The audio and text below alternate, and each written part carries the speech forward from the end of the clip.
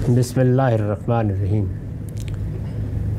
صحیح مسلم کی روایت رقم 2901 زیر بحث ہے۔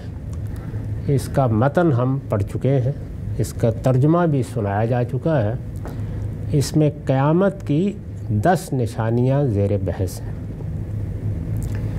ان 10 نشانیوں میں بعض نشانیوں کی وضاحت پیچھے ہو گئی تھی، بعض کی میں نے پچھلی نشست میں کر دی تھی۔ اب ہم یہاں پہنچ گئے تھے کہ ایک 10ویں نشانی مسیح علیہ السلام کے نزول کی بیان ہوئی ہے۔ میں نے عرض کیا تھا کہ یہی روایت، یعنی یہی واقعہ، یہی روایت دوسرے طریقوں سے بھی آئی ہے۔ جب رسول اللہ نے کوئی بات بیان کی ہے، جس طرح کہ خود روایت میں ذکر ہوا ہے کہ ہم لوگ مسجد میں بیٹھے ہوئے تھے، صحابہ بیان کرتے ہیں کہ ہم لوگ مسجد میں بیٹھے ہوئے تھے، رسول اللہ صلی اللہ علیہ وسلم نے ہمیں کچھ باتیں کرتے ہوئے سنا، تو گھر کے دروازے میں کھڑے ہو کر پوچھا۔ ہم نے جواب میں یہ کہا کہ ہم قیامت کا ذکر کر رہے ہیں، قیامت کا تذکرہ ہو رہا ہے۔ تو آپ نے فرمایا کہ قیامت اس وقت تک نہیں آئے گی جب تک یہ 10 نشانیاں نمودار نہیں ہو جائیں گی۔ یہ بات رسول اللہ نے فرمائی، لوگوں نے سنی، سننے والے اب آگے بیان کر رہے ہیں۔ بیان کرنے میں اس جگہ اختلاف ہو گیا ہے، یعنی 10 نشانیاں بیان کرتے ہوئے بعض دوسرے طریقوں میں یہاں مسیح علیہ السلام کے نزول کا ذکر نہیں ہوا، بلکہ ایک اور نشانی بیان ہوئی ہے۔ اس کا میں نے ذکر پچھلی نشست میں کر دیا تھا، اور یہ بتایا تھا کہ جب ایک مجلس سے آ کر مثال کے طور پر 2 لوگ بیان کرتے ہیں، ایک شخص یہ بیان کرتا ہے کہ 10 باتیں بیان کی گئی تھیں، اس میں 10ویں بات یہ تھی، اور دوسرا بیان کرتا ہے کہ اس میں 10ویں بات وہ نہیں، یہ تھی، اور وہ کیا بات تھی؟ وہ سیدنا مسیح علیہ السلام کا نزول تھا۔ تو اب اس میں سے کس کی بات کو ترجیح دی جائے؟ میں نے عرض کیا تھا کہ اس میں دوسری بات، یعنی سیدنا مسیح علیہ السلام کا نزول نہیں، بلکہ ریح تلقی الناس فی البحر، ایک ہوا چلے گی جو لوگوں کو اٹھا کر سمندر میں پھینک دے گی، اسی کو ترجیح دینی چاہیے۔ کیوں دینی چاہیے؟ اس کے کچھ دلائل ہیں جو میں نے پھر یہاں بیان کیے ہیں۔ تو میں نے لکھا ہے کہ ہمارے نزدیک 2 وجوہ سے اس کو مضمون کے لحاظ سے ترجیح حاصل ہے، یعنی 2 لوگوں نے بات بیان کی ہے رسول اللہ کی مجلس سے آ کے، 2 طریقوں میں وہ بات آگے نقل ہوئی ہے۔ ان میں سے ایک میں مسیح علیہ السلام کا ذکر ہے اور دوسری میں کسی دوسری نشانی کا ذکر ہے، ان کا ذکر نہیں ہے۔ تو اس میں سے کیوں ترجیح دی جائے، وجہ کیا ہے؟ تو میں نے لکھا ہے کہ ہمارے نزدیک 2 وجوہ سے اس کو مضمون کے لحاظ سے ترجیح حاصل ہے۔ 10ویں نشانی اسی ہوا کو سمجھنا چاہیے، اس صورت میں روایت کے بعد پوری ہو جائے گی۔ وہ 2 وجوہ کیا ہیں، یعنی کیوں ترجیح دی جائے؟ ایک اس وجہ سے کہ نزول مسیح کا جو وقت آگے ایک روایت میں بیان ہوا ہے، نزول مسیح کی بہت سی روایتیں ہیں، وہ آگے زیر بحث بھی آئیں گی، تو اس میں ایک وقت بیان ہوا ہے کہ یہ کب ہوگا۔ یعنی اگر مثال کے طور پر مستقبل کی کسی چیز کی پیشین گوئی کی گئی ہے اور اس میں وقت بیان ہو گیا ہے، جیسے پہلی اور دوسری جنگ عظیم ہوئی ہے، تو اب اگر کوئی پیشین گوئی ہو کہ جیسے ہی پہلی جنگ عظیم ہوگی اور اس کا معاہدہ لکھا جائے گا تو آسمان پر فلاں چیز نمودار ہو جائے گی، تو پہلی جنگ عظیم کے بعد اگر وہ واقعہ نہیں ہوا تو پھر پلٹ کے دیکھنا پڑے گا نا کہ پیشین گوئی درست تھی یا درست نقل ہوئی ہے یا نہیں ہوئی، یہ اس کا لازمی نتیجہ ہے۔ تو نزول مسیح کا وقت بیان ہوا ہے روایتوں میں، یعنی ایسا نہیں ہے کہ محض یہ بیان کر دیا گیا ہے کہ یہ ہوگا، اس کا ایک ٹائم باقاعدہ بیان ہوا ہے۔ اب ذرا سنیے وہ کیا ہے۔ ایک اس وجہ سے کہ نزول مسیح کا جو وقت آگے ایک روایت میں بیان ہوا ہے وہ فتح قسطنطنیہ کے فوراً بعد تھا، یعنی اس میں بیان ہوا ہے کہ جس وقت قسطنطنیہ فتح ہوگا اس کے فوراً بعد وہ لشکر جو اس کو فتح کر کے نکلے گا، اس نے ابھی اپنی تلواریں زیتون کے درختوں کے ساتھ لٹکائی ہوں گی کہ یہ اطلاع آ جائے گی دجال آ گیا ہے، اور جیسے ہی یہ اطلاع آئے گی تو وہ آگے بڑھیں گے، اور جیسے ہی آگے بڑھیں گے تو وہاں دمشق میں یعنی شام تک پہنچیں گے چند مہینے میں، اور وہاں سیدنا مسیح کا نزول ہو جائے گا۔ تو اس کا مطلب ہے کہ ایک باقاعدہ متعین وقت ہے جو پیشین گوئی میں ذکر کر دیا گیا تھا۔ ایک اس وجہ سے کہ نزول مسیح کا جو وقت آگے ایک روایت میں بیان ہوا ہے وہ فتح قسطنطنیہ کے فوراً بعد تھا۔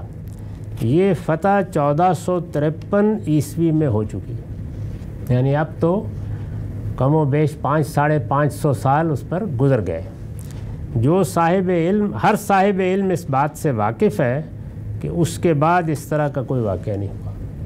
تو ایک تو خود روایتوں میں جو وقت مقرر ہوا ہے یہ واقعہ اس پر نہیں ہوا۔ اب ظاہر ہے کہ اللہ کے پیغمبر نے اگر یہ فرمایا تھا تو پھر تو زمین و آسمان ٹل سکتے ہیں، یہ نہیں ہو سکتا۔ تو صاف واضح ہو گیا کہ یا تو بات غلط نقل ہوئی ہے یا بات کو سمجھنے میں غلطی لگ گئی ہے، یعنی یہ بات ایسے نہیں کہی گئی تھی۔ یہ میں بعد میں عرض کروں گا کہ کیا امکان تھا، دوسری کیا وجہ ہے۔ یعنی یہ تو ایک پہلو ہوا کہ اب اس کو کیسے بانا جائے، جبکہ وقت ہی گزر گیا۔ جس وقت ہونا تھا، جس کو متعین طور پر بتایا گیا تھا، کن لوگوں کے ہوتے ہوئے اس کو ہونا تھا، وہ سب روایت میں بیان ہوا ہے۔ نہیں ہوا تو اب کیا کیا جائے، یہ بیان ہی تو ہو نہیں سکتا۔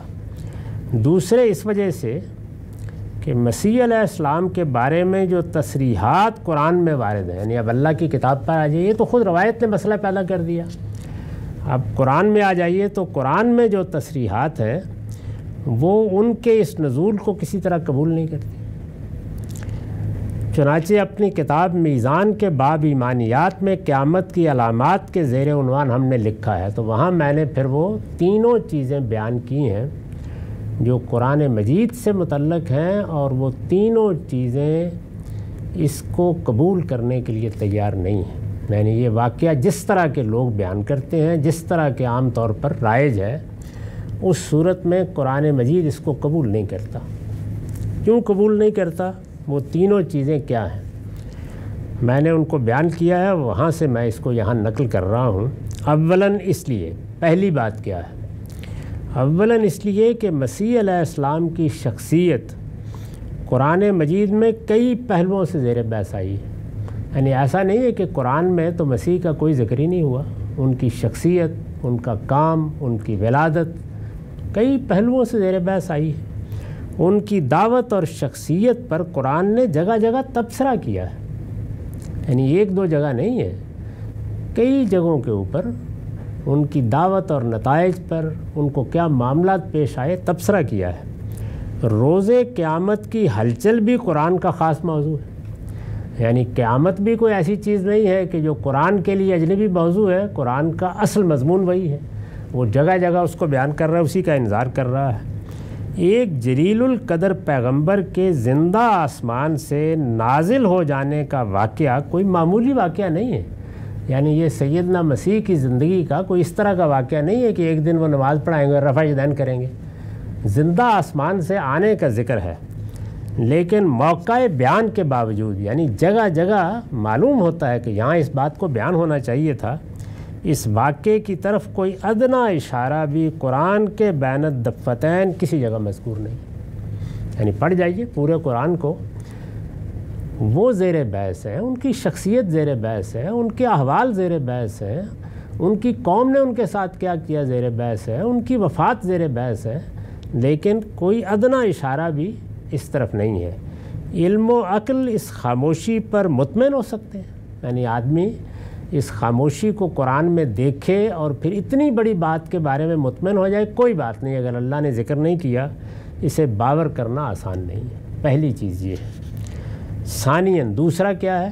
ثانیاً اس لیے کہ سورہ مائدہ میں قرآن نے مسیح علیہ السلام کے ساتھ اللہ تعالیٰ کا ایک مکالمہ نقل کیا ہے، ایک گفتگو نقل ہوئی ہے جو قیامت کے دن ہوگا۔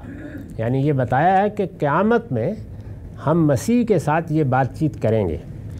اس میں اللہ تعالیٰ ان سے نصارہ کی اصل گمراہی کے بارے میں پوچھیں گے، یعنی سوال یہ کیا جائے گا کہ یہ تم نے ان کو کہا تھا کہ مجھے معبود بنا لو اور میری ماں کو بھی معبود بنا لو؟ بڑا تیکھا سوال ہے۔ اللہ تعالیٰ کہتے ہیں کہ میں پوچھوں گا کہ کیا تم نے یہ تعلیم انہیں دی تھی کہ مجھ کو اور میری ماں کو خدا کے سوا معبود بناؤ؟ اس کے جواب میں وہ دوسری باتوں کے ساتھ یہ بھی کہیں گے کہ میں نے تو ان سے وہی بات کہی جس کا آپ نے مجھے حکم دیا تھا، اور جب تک میں ان کے اندر موجود رہا اس وقت تک دیکھتا رہا کہ وہ کیا کر رہے ہیں، لیکن جب آپ نے مجھے اٹھا لیا تو میں نہیں جانتا کہ انہوں نے کیا بنایا اور کیا بگاڑا ہے۔ یہ جواب وہ دیں گے۔ اس کے بعد تو آپ ہی ان کے نگران رہے، یعنی پروردگار تو دیکھتا رہا ہے، مجھے تو اس کے بعد کا کوئی پتہ نہیں۔ اس میں دیکھ لیجئے، مسیح علیہ السلام اگر ایک مرتبہ پھر دنیا میں آ چکے ہیں تو یہ آخری جملہ کسی طرح موضوع نہیں، یعنی یہ بات ان کو کہنی ہی نہیں چاہیے۔ اس کے بعد تو انہیں کہنا چاہیے کہ پروردگار میں ان کی گمراہی کو اچھی طرح جانتا ہوں، اور ابھی کچھ دیر پہلے میں انہیں اس پر متنبع کر کے آیا ہوں، یعنی میں نے تو ابھی چند روز پہلے ان کے کان گرم کیے ہیں جا کے، تو اس لیے میرا کیا قصور۔ تو اس پر اللہ تعالیٰ نے جو بات فرمائی ہے اور جس طرح پھر انہوں نے دعا کیا وہ سورہ مائدہ کے آخر میں آپ پڑھ سکتے ہیں۔ سورہ مائدہ کی آیت اس کے بعد میں نے نقل کر دی ہے، یہ سورہ کے آخر کا مضمون ہے۔ ہمارا وقت ختم ہو گیا، تیسری بات پر ہم اگلی نشست میں گفتگو کریں گے۔ وآخر دعوانا الحمدللہ رب العالمین۔